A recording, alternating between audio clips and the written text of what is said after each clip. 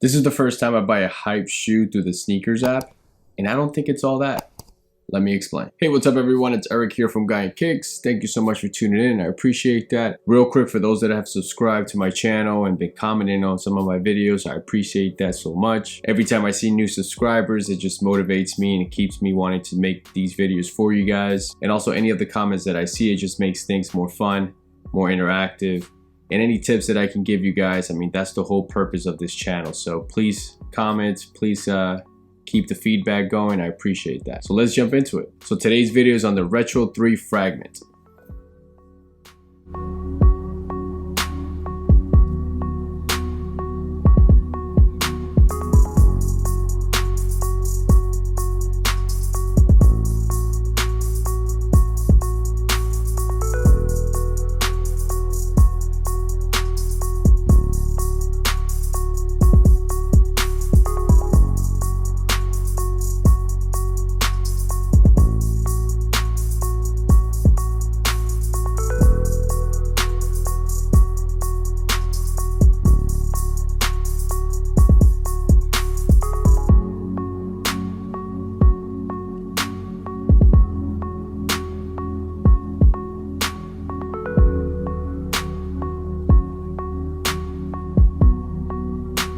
So like always guys, let's jump into the materials and design of the shoe before I give you guys my opinion. So yeah guys, so the Retro 3 Fragment released on September 17, 2020 for a retail price of $200. This is Hiroshi Fujiwara's second collaboration with the Jordan brand. His first collaboration being the Retro 1 Fragment, which as we all know is probably one of the most expensive sneakers to buy right now. And this collaboration is obviously the Retro 3, which released back in 1988 and was the first Air Jordan to feature the Jumpman logo. This is a very simple design, very simple version of the Retro 3.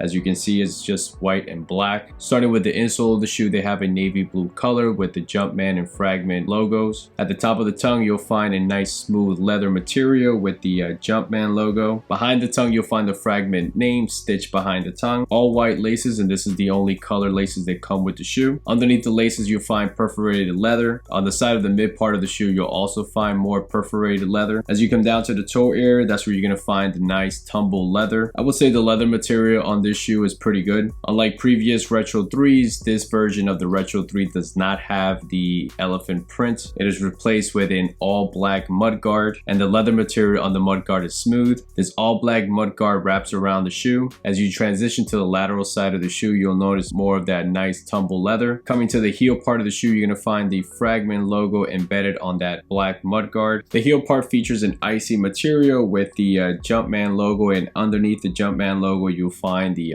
Fragment logo. Similar to previous Retro 3s, this shoe features a polyurethane midsole. Above the air units, you're gonna find an SKU print. This is actually a cool little detail because it's drawing a connection between art and business. I am not sure if that is unique to each shoe, but if anybody knows if it is, please comment below and let me know. That would actually be a pretty cool feature because obviously each pair will be unique. I actually had to look up what SKU means, and it means stock keeping unit. As you come over to the medial side of the shoe, this side is a lot simpler. And on the outsole of the shoe, the white and black colors and the Nike logo around the heel area. In terms of sizing, I think it's best to go true to size. I have a pair of Retro 3 white cements, and those are 9.5, and I actually like the fitting on these, and these are at size 10. So I think going true to size would probably be best. All right guys, so my opinion on this shoe. All right, so I think this is a very, very basic, very simple shoe. Obviously the colorway is super simple. But at the same time, it's very clean. Obviously, if this shoe didn't have the Fragment collaboration on it, I think this would be just a regular Retro 3. There will probably be no hype behind it. But because it has the Fragment branding on it, it just changes everything. So with those standards of it being a hype shoe and obviously a cool collaboration with Fragment, you know, I think in terms of design and in terms of materials, the materials are pretty good. I think you can't go wrong there. I think one of the reasons the Retro 3 is a lot of people's favorites is because it's a very durable shoe. Unlike this one, you know, that has the icy heel here. This might be a problem because I think this will turn yellow over time, where regular Retro 3s do not have that. So overall, the Retro 3 is a very durable shoe. It actually looks cooler the more you wear it. It has sort of that Retro 1 vibe, where the wear and tear actually makes the shoe look better. And I think this one will be the same. You know, I like the subtle details here. I like that SKU number that it has on the side there. I do like, you know, the heel. I like that detail. I think that's cool. Obviously the Fragment logo, it's pretty nice. Fujiwara decided to go with the Jordan logo here because he actually loves the Jordan logo.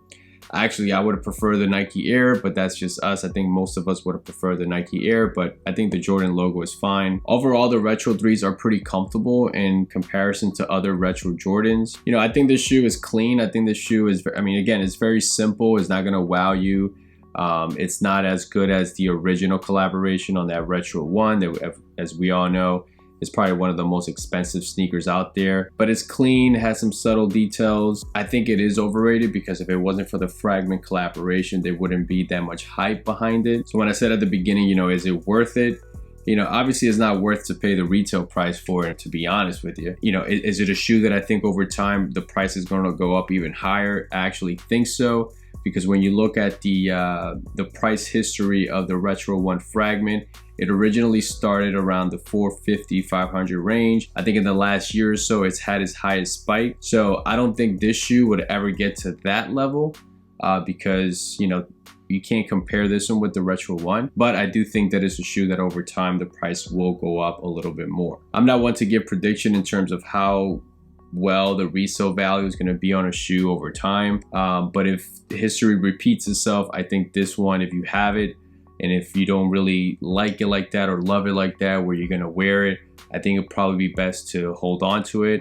My only concern is if you hold it too long and this starts to yellow a little bit, if that's gonna affect the price on the shoe. But I do think that probably flipping it right now may be a little bit too soon, and maybe give it a few more months and see where it's at, and then try to sell it then. One more thing about this shoe is that it does have more of an OG design to it. It's a little bit longer and tapered around the front compared to previous Retro 3s that we've seen in the last few years, where it looks a little bit, sort of a little bit shorter and a little bit bulkier from the top here, where this one kind of looks a lot smoother, a lot slimmer and longer from the top here. So, but I think overall, I think the shoe is good. I think it's, I mean, it's not great or anything like that, but it's a Fragment, so you know the hype is gonna be insane. So it's clean, it's nice, it's simple, but it's definitely not like the Retro 1 Fragment. That one's at another level. And the Retro 3 Fragments come in this box. As you can see, it has like a navy blue and a royal blue. Man, I wish he would have used this royal blue instead of the black stripe. Anyway, but yeah, they come in this box. So I actually like this box. This is a nice color. I think the box has a better color than the shoe itself, but whatever. All right, guys, so let me show you how they look on feet.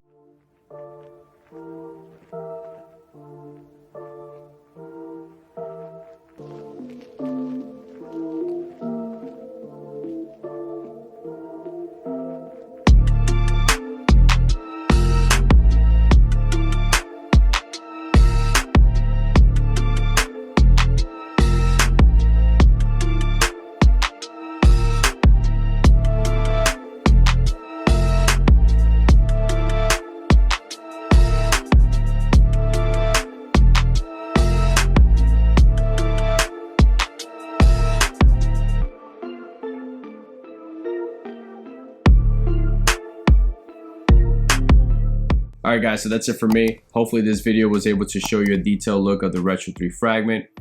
Like always, feel free to subscribe. Don't forget to hit the notification button so you don't miss any of my videos.